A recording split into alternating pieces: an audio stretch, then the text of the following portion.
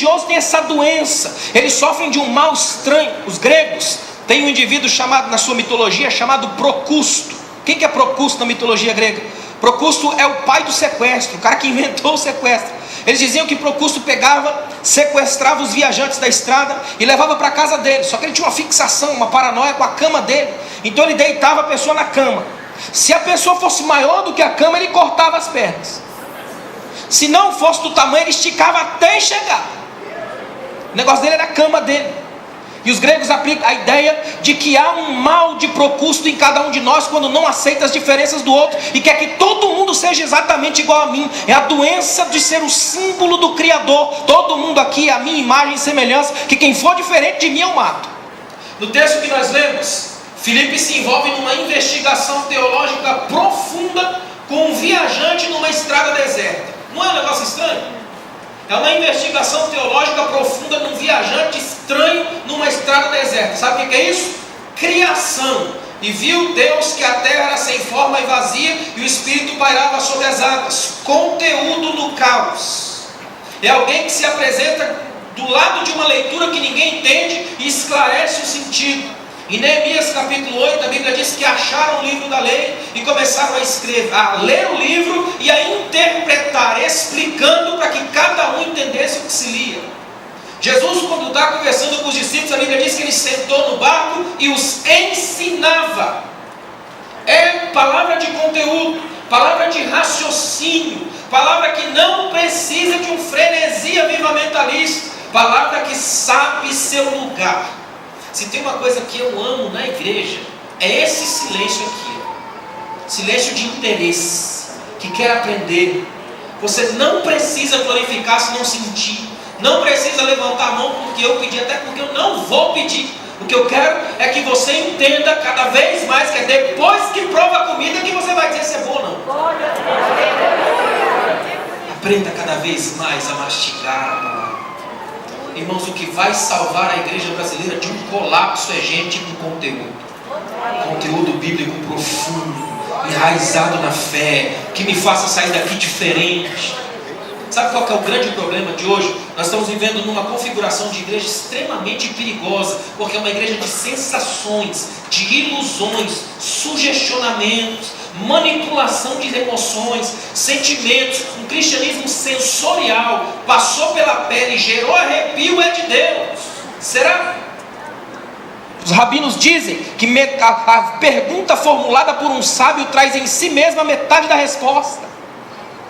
Quanta gente tem hoje vivendo de neofobia, medo do novo. Na igreja está assim de gente com medo de ser usado por Deus, medo de se envolver na palavra, medo de sentar e aprender. Tem medo disso porque sabe que quando essas coisas acontecem, mexem com a marasma, a rotina.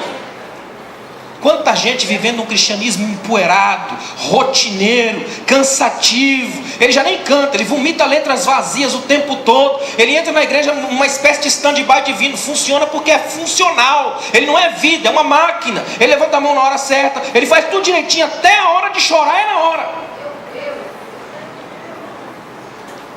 Permita hoje que o novo de Deus te alcance.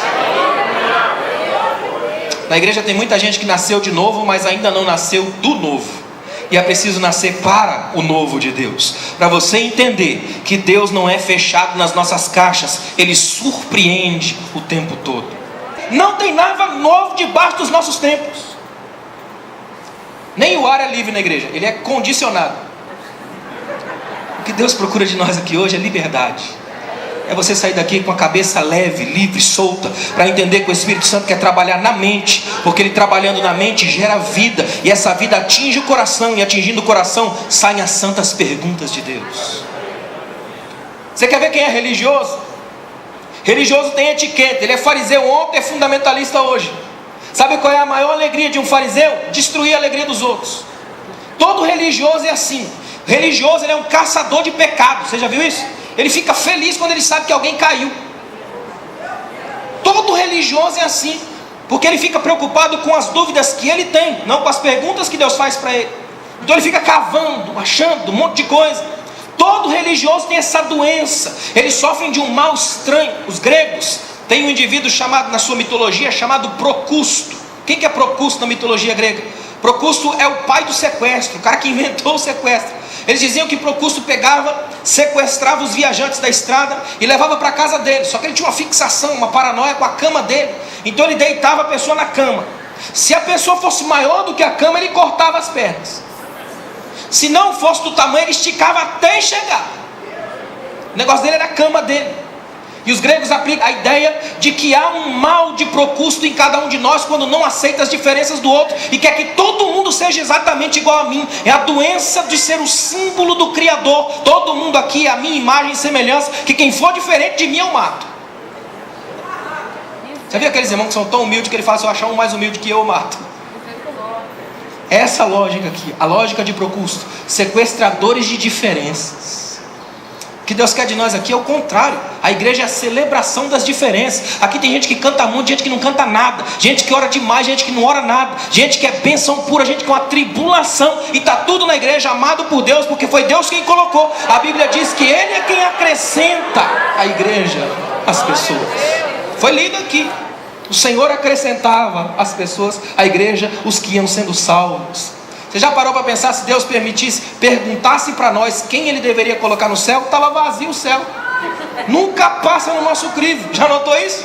Sempre tem alguma coisinha e tal. É complicadíssimo. E sabe o que é mais interessante? A nossa visão de igreja é sempre disforme. Quem está daqui de cima, a tendência é sempre olhar no alto. Quem está de baixo é sempre ter aquela visão de cima, acreditando que púlpito é um ambiente de evidência. Não é. Púlpito só está um pouco mais elevado para ter a noção de que aqui a palavra está acima de todos. A palavra no centro. Aleluia. E a graça de nosso Senhor e Salvador Jesus Cristo, o amor de Deus, nosso Pai, a comunhão e as consolações do Espírito Santo permaneçam sobre todo o povo de Deus, que juntos dizemos